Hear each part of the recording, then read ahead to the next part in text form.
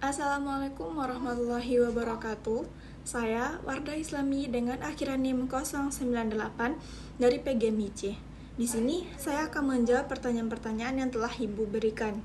Sebelumnya, proposal saya berjudulkan Pengembangan media komik berdiferensiasi visual terintegrasi etnososial dalam pembelajaran IPAS terhadap minat belajar peserta didik MI atau SD.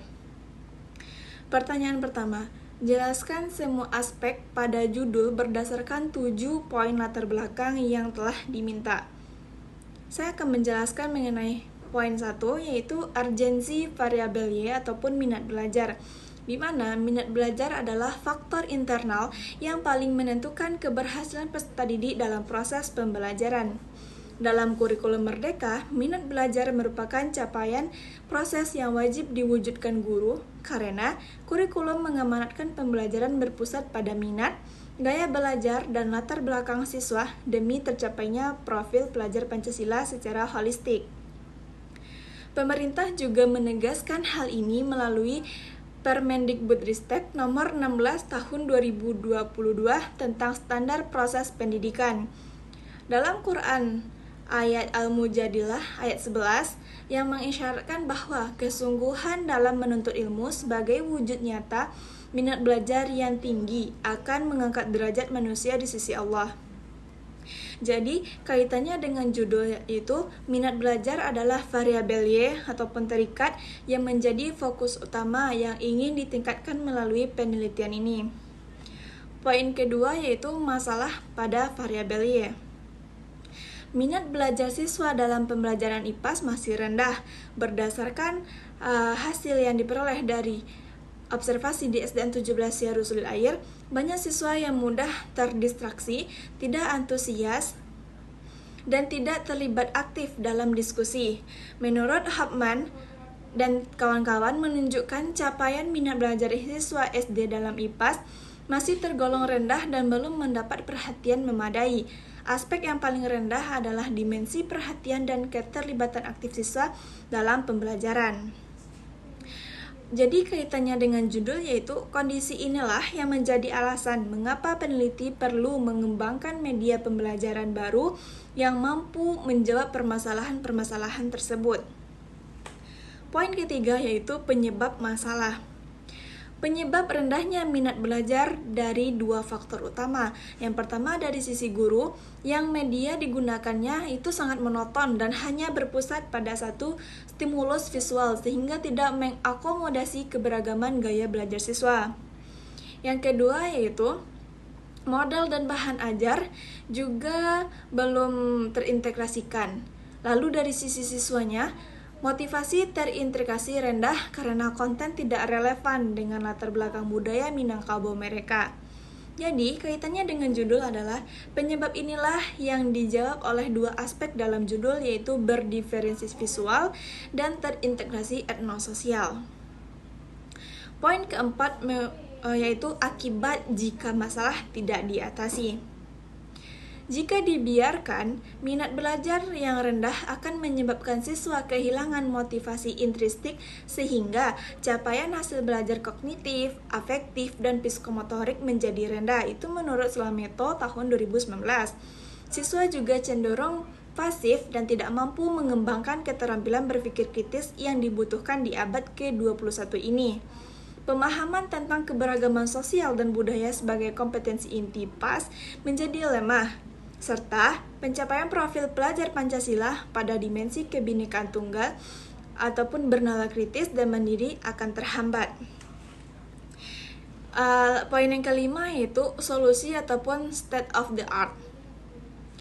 Peneliti sebelumnya telah menawarkan solusi serupa. Menurut Hanifah dan teman-teman membuktikan bahwa media visual interaktif meningkatkan minat belajar siswa sekolah dasar.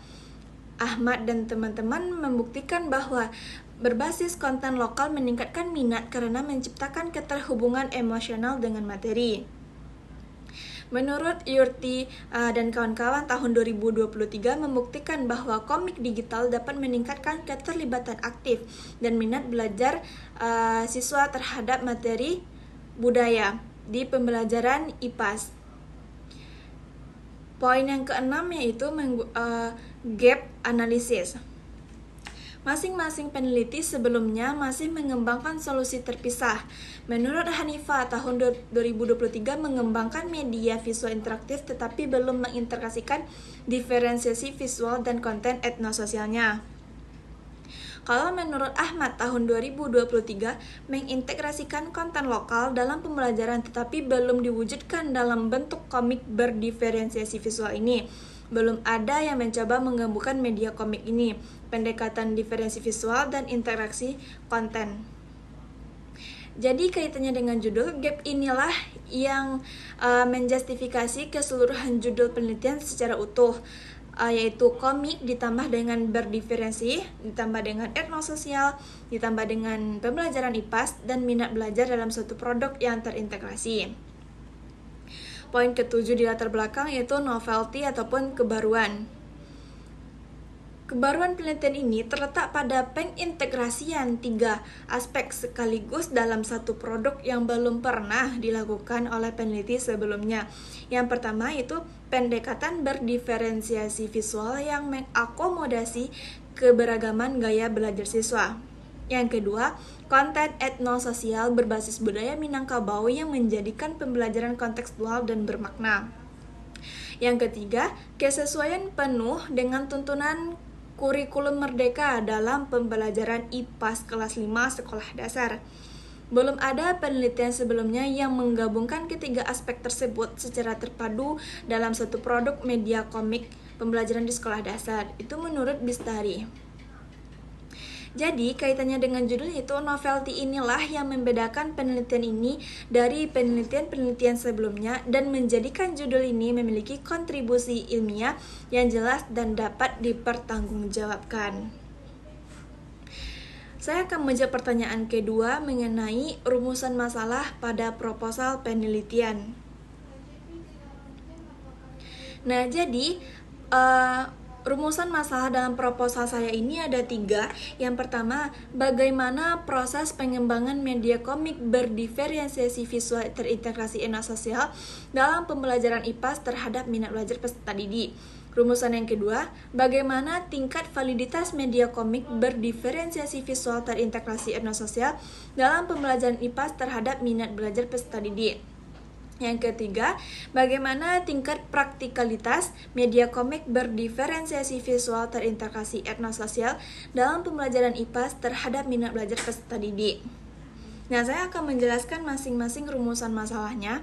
Yang pertama, rumusan masalah 1 mengenai proses pengembangan, di mana rumusan masalah pertama bermaksud ingin mengetahui dan mendeskripsikan bagaimana langkah-langkah sistematis yang dilalui peneliti dalam menghasilkan produk media komik ini secara utuh. Proses yang dimaksud mencakup keseluruhan tahapan dari awal hingga produk jadi, mulai dari analisis kebutuhan di lapangan, itu menggunakan observasi dan wawancara, analisis karakteristik peserta didik, perancangan desain komik, pembuatan produk, hingga revisi berdasarkan masukan validator. Rumusan masalah ini dijawab secara naratif, deskriptif dengan mendeskripsikan seluruh proses yang dijalani di setiap tahapan model 4D. Rumusan yang kedua yaitu mengenai validitas.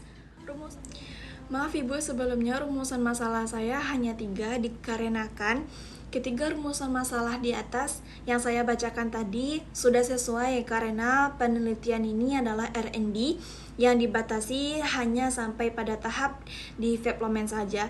Artinya peneliti hanya bertanggung jawab menghasilkan produk yang valid dan praktik saja, bukan mengukur dampak akhirnya secara statistik, apalagi ingin menguji efektivitasnya. Diperlukan tambahan rumusan masalah keempat yang disertai dengan desain eksperimen tersendiri seperti pre-test dan post-test serta uji T. Namun karena kebatasan peneliti ini hanya sampai validitas dan praktikalitas saja, hal ini sudah tepat secara metodologi. Baik, saya akan melanjutkan pertanyaan 2A mengenai bagaimana penelitian akan dilakukan untuk bisa menjawab masalah penelitian dari rumusan masalah tersebut. Baik, penelitian ini adalah R&D atau Research and Development, mengacu pada Berg and Gall tahun 2003 dan Sugiono tahun 2019. Untuk menjawab rumusan masalah 1 tentang proses pengembangan, peneliti menjalankan seluruh tahapan model 4D secara sistematis dan mendokumentasikan setiap prosesnya. Untuk menjawab rumusan masalah 2 tentang validitas, peneliti mengumpulkan penelitian dari 3 orang validator ahli menggunakan lembar validasi yang telah disusun berdasarkan kisi-kisi yang telah ditetapkan. Untuk menjawab rumusan masalah 3 tentang praktikalitas, peneliti mengumpulkan data dari guru dan siswa yang beranggotakan 25 siswa kelas 5 melalui angket respon yang diberikan setelah media digunakan dalam pembelajaran nyata di SDN 17 Seru Sulit Air. Jadi, ketiga rumusan masalah tersebut dijawab secara berurutan mengikuti alur tahapan model 4D, sehingga setiap data yang diperoleh pada satu tahap menjadi dasar untuk melangkah ke tahap berikutnya. Dengan demikian, penelitian ini bersifat sistematis, terstruktur, dan dapat dipertanggungjawabkan secara ilmiah. Lanjut, saya akan menjawab pertanyaan 2B mengenai karena penelitian saya R&D, maka model pengembangan siapa yang dipilih? Jelaskan tahap per tahap dari model tersebut hingga diperoleh informasi tentang data analisis kebutuhan, data analisis literatur, data produk yang valid, data produk yang praktis, dan data produk yang efektif.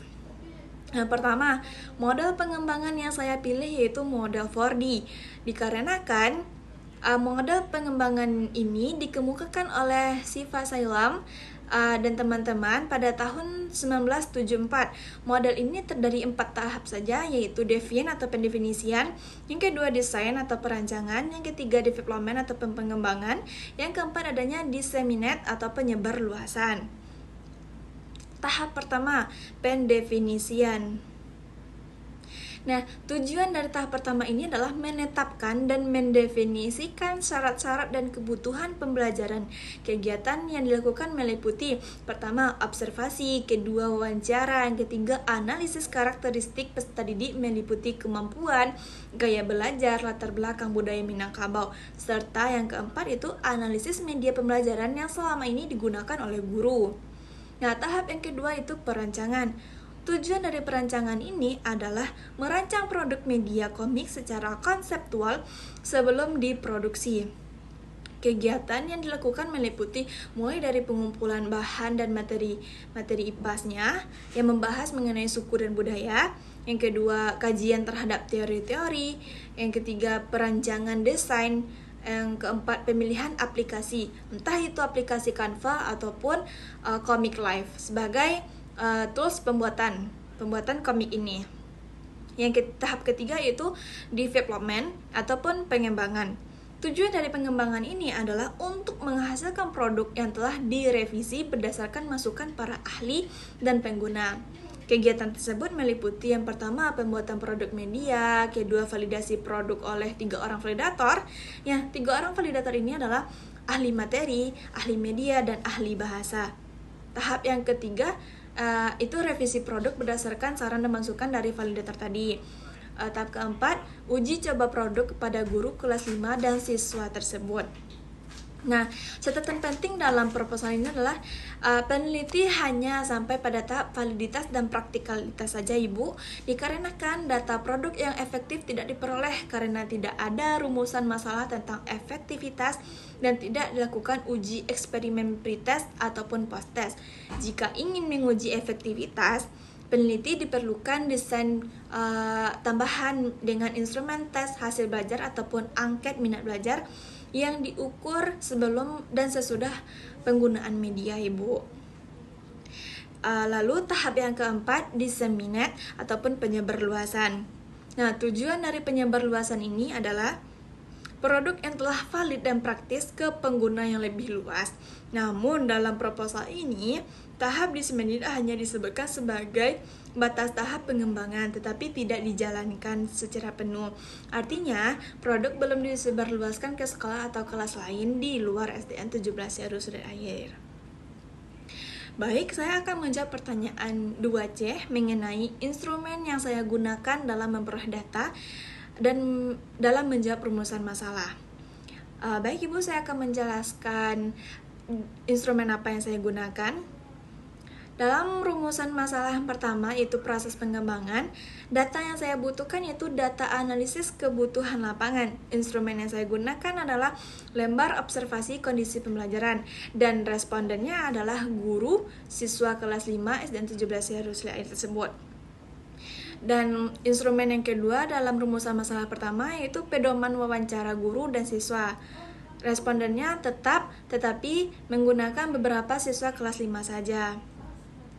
Di rumusan kedua mengenai validitas,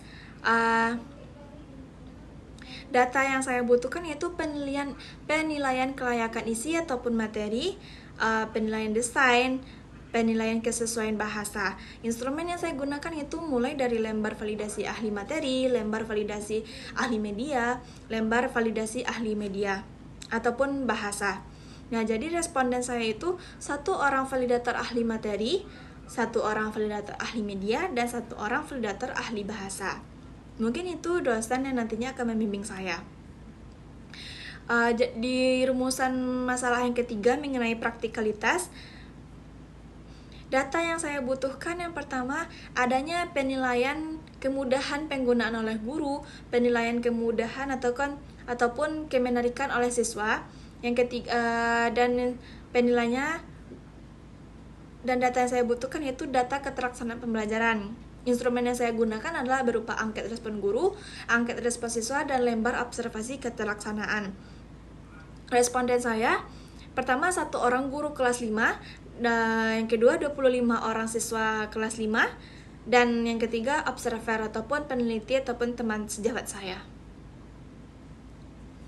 Baik, saya akan menjawab pertanyaan 2D, di mana bagaimana cara saya mendapatkan instrumen yang memenuhi kriteria instrumen yang baik untuk mendapatkan data. Baik Ibu, dalam proposal ini, kualitas instrumen dijamin melalui proses validasi instrumen oleh validator ahli sebelum instrumen digunakan untuk pengambilan data. Prosedur yang pertama yaitu peneliti menyusun semua instrumen mulai dari lembar validasi produk, angket, respon guru dan siswa, pedoman wawancara, dan lembar observasi berdasarkan kisi-kisi yang telah ditetapkan sesuai dengan variabel dan indikator penilaian. Yang kedua, instrumen yang telah disusun diserahkan kepada validator untuk dinilai berdasarkan 3 aspek. Baik, saya akan melanjutkan mengenai pertanyaan 2E. Bagaimana cara mengolah data dari setiap instrumen yang digunakan tersebut? 1. Data validasi instrumen. Dari data lembar validasi instrumen ini diolah menggunakan rumus persentase yang sudah ada di dalam proposal. Lalu hasil presentasi ini kemudian dicocokkan dengan tabel interpretasi kevaliditan instrumen untuk menentukan apakah instrumen layak digunakan. Yang kedua, data validasi produk untuk bisa menjawab rumusan masalah kedua tadi. Nah, data dari lembar validasi ahli materi, ahli media, dan ahli bahasa diolah menggunakan rumus persentase yang sama dengan data validasi instrumen di atas yang pertama tadi. Nah, untuk data praktikalitas bisa menjawab rumusan masalah yang ketiga, di mana data dari angket respon guru dan siswa diolah menggunakan rumus presentasi yang sama dengan data validasi produk tadi.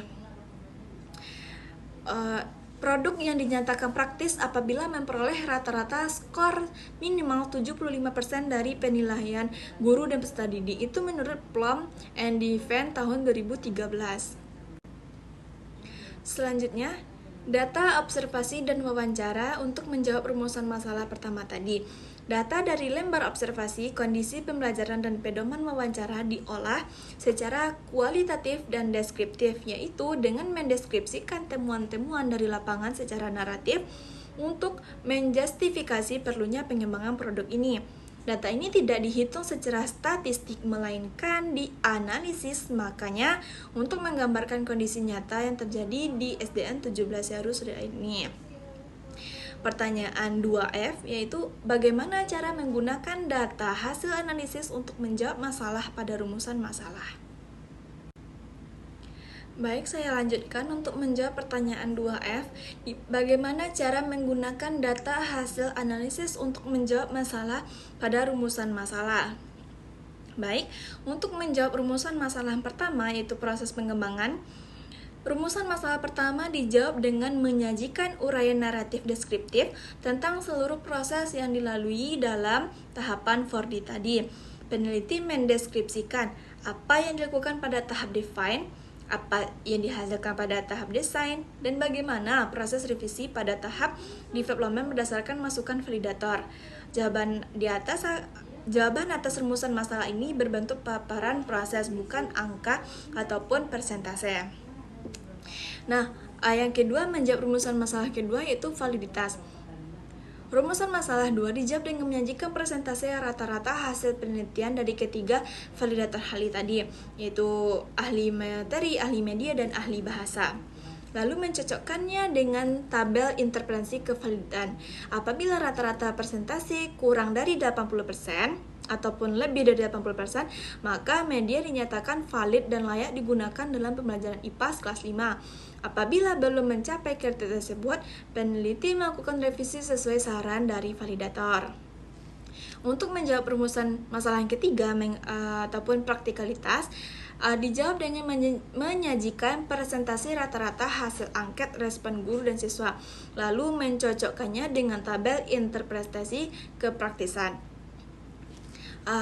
Baik Ibu, itulah penjelasan mengenai jawaban saya. Dapat saya ringkas alur penelitian saya. Yang pertama, saya akan menggunakan tahapan ataupun model pengembangan 4D. Jadi tahap yang pertama itu define. Kegiatan saya itu observasi dan wawancara di SDN 17 Heru Sulit Air. Data yang saya peroleh dari observasi tersebut adalah data analisis kebutuhan ataupun kualitatif. Nah, ini bisa menjawab untuk rumusan pertama. Tahap yang kedua adalah desain. Kegiatan yang saya lakukan adalah kajian literatur dan perancangan komik. Data yang saya peroleh adalah data analisis literatur ataupun kajian teori dan penelitian yang relevan. Ini masih untuk menjawab rumusan masalah yang pertama tadi. Tahap yang ketiga adalah development ataupun validasi. Kegiatan yang saya akan lakukan adalah penilaian oleh 3 validator ahli revisi. Jadi data yang diperoleh, data produk yang valid ataupun persentasenya lebih dari 80%. Nah, ini untuk menjawab rumusan masalah yang kedua. Tahap yang ketiga adalah development ataupun uji coba, di mana kegiatan yang akan saya lakukan adalah untuk memberikan angket respon guru dan siswa ditambah dengan observasi yang akan saya lakukan. Nah, data yang saya peroleh adalah data produk yang praktis, di mana presentasinya lebih dari 75%. Ini untuk menjawab rumusan masalah yang ketiga. Tahap yang keempat adalah diseminasi ataupun penyebar luasan. Kegiatan ini tidak dapat saya laksanakan penuh dalam penelitian ini. Data yang peroleh data produk yang efektif tetapi tidak saya teliti. Maaf Ibu, hanya itu yang dapat saya sampaikan. Terima kasih. Wassalamualaikum warahmatullahi wabarakatuh.